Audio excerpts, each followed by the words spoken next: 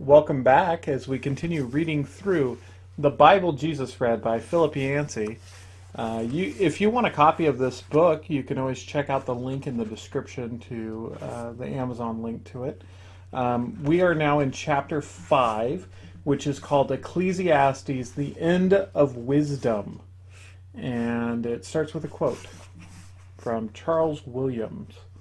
It says, Ecclesiastes is, in some sense, a classical expression of utter boredom. Though the boredom is set to such high counterpoint that its very expression is exciting, no one who can enjoy Ecclesiastes can be as bored as Ecclesiastes. Let's get started. I first saw the word on the bright red cover of a book my elder brother brought home from college. Existentialism Today.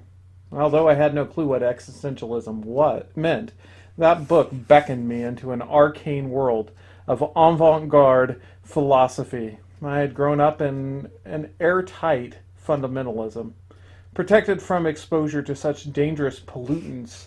The culture of Paris's left bank was an alien to me as that of the far reaches of Africa. Nevertheless, when as a teenager in the 1960s, I read that red-covered book and went on to sample the novels of Camus and Sartre, and something inside of inside of me stirred to life. Flat emotions, a radical indifference to others, the sensation of drifting, numbness to pain, a resigned acceptance of a world gone mad. All these qualities had somehow seeped through the hermetic shield of fundamentalism. That's me, I thought, as I read each book of existentialism. I was a child of my age, after all. Looking back now, I can see that I mainly identified with the despair. Why am I living? What is this circus all about? And can one person among 5 billion make a difference on this planet? Those questions pounded me like the ocean waves as I read the writings of the French novelists, then Hemingway and Turgenev. All the turbulent questions of the 60s washed over me, and existentialism provided an answer of sort by insisting they had no answer. As I kept reading, I found that more current literature, John Updike, Kurt Vonnegut Jr., John Irving, Jerzy Kaczynski, Walker Percy, gave off the same scent of futility, a scent stale as an old cigar smoke. It makes little difference whether one dies at the age of 30 or 70, said Mersal in Camus' The Stranger, since in either case other men and women will continue living. The world will go on as before. What difference does anything make, really? It matters little whether you get up or stay in bed, whether you love life or hate it. Stab yourself in the hand like Sartre's Matthew, shoot a person in hot Algerian sun like Camus' Stranger, or just wander. Hemingway-esque from one bar to another picking fights. Life goes on whether you strive to change it or merely succumb to it. What is a human being but a tiny blip in the billion-year progression of history? Such is the predicament of modern literature, a predicament I wallowed in for a time. Carl Jung reported that a third of his cases suffered from no definable neurosis other than the senselessness and emptiness of their lives. He went on to name the general neurosis of the modern era, as people torture themselves with questions that neither philosophy nor religion can answer. Even now, decades later, I can slip back into an existential mode. When I travel overseas, for example, some link to reality disconnects, and I seem to float above humanity, observing from a lonely plateau how people in Japan or Egypt or wherever, in some ways like me and in some ways not, predictably sequence their lives. Children learn to communicate by talking about pooping and tinkling, and then grow into repressed adults, then make their own children out of nothing but their own bodies, then in senile old age revert once again to conversation about pooping and tinkling. What is the point of the merry-go-round? How do we differ from other animals? Smarter than ants, surely, but far less cooperative. Why are we here? G.K. Chesterton once wrote, "All men matter. You matter. I matter." It's the hardest thing in theology to believe. The next section is called The First Existentialist. A few years ago, after my adolescence brush with existentialism, and after God had begun to heal some of my feelings of futility and despair, I discovered with an eerie shock of precisely the same sentiments of all places in the center of the Bible. The mysterious, often ignored book of Ecclesiastes contains every idea and emotion I had encountered in the writers of existential despair. Its author, the anonymous teacher, looms as a larger-than-life figure, the wisest, richest, most powerful person of his day. The very first sentence of the book announces his conclusion about life. "Meaningless, meaningless," says the teacher, "utterly meaningless. Everything is meaningless." The key word, meaningless, appears 35 times, drumming home the theme from beginning to end. Elsewhere in the Bible, the word occurs, not surprisingly, only in Job. It conveys a strong sense of the absurd. The issues bothering the teacher were the same ones that bothered Job, and that bother all fair-minded people today. The rich get richer and the poor get poorer. Evil people prosper as good ones suffer. Tyrants reign, disasters happen, disease spreads. Everyone dies and turns to dust.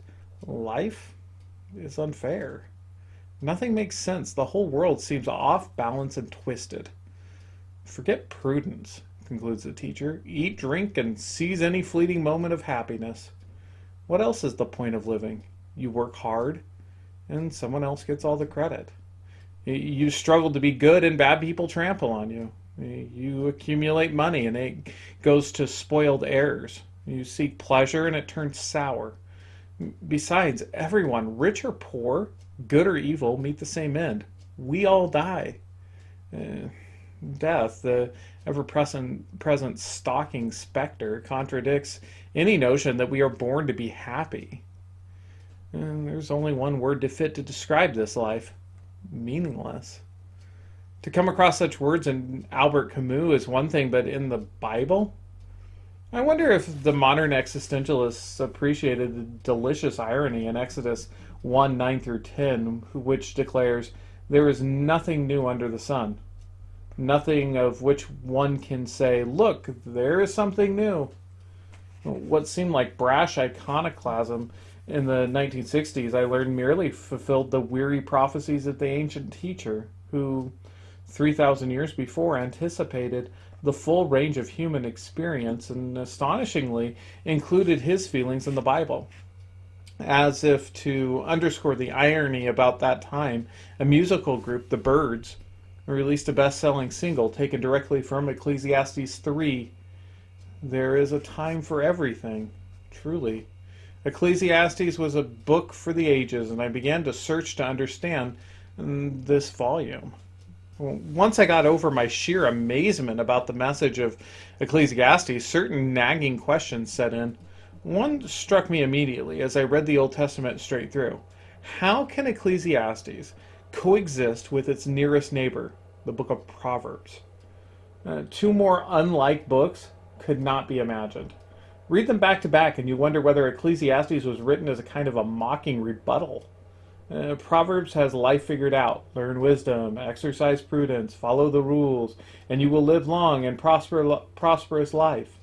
Its tone of worldly optimism reminds me of Benjamin Franklin's aphorisms, and in fact today's various industries produce early American-style wall hangings featuring embroidered verses from Proverbs. Such industries, however, studiously avoid Ecclesiastes, for it depicts a world where none of the Proverbs work out. The confident, matter-of-fact tone, "I've got life figured out and you need only follow this sage advice," has vanished, replaced by resignation and cynicism. Thrifty, honorable people suffer and die just like everyone else. Evil people prosper and grow fat, regardless of Proverbs' neat formulas to the contrary. 8:14 says, There is something else meaningless that occurs on earth. Righteous men who get what the wicked deserve, and wicked men who get what the righteous deserve. This, too, I say, is meaningless. For a glimpse of the stark disparity between Proverbs and Ecclesiastes, simply compare their use of the word wisdom. Proverbs exalts and personifies wisdom, some would say, with intentionally messianic overtones. The teacher's view of wisdom in 118, for with much wisdom comes much sorrow.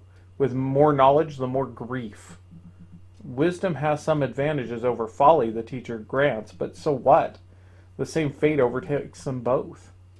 For who knows what is good for a man in life during the few and meaningless days he passes through like a shadow? Who can tell him what would happen under the sun after he is gone? 6:12.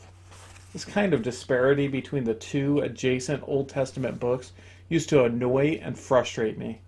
Shouldn't the Bible show more consistency? Over time, though, I came to appreciate the variety as one of the Old Testament's main strengths. Like a very long symphony, it ranges through joyful and somber moods, each contributing to the impact of the whole.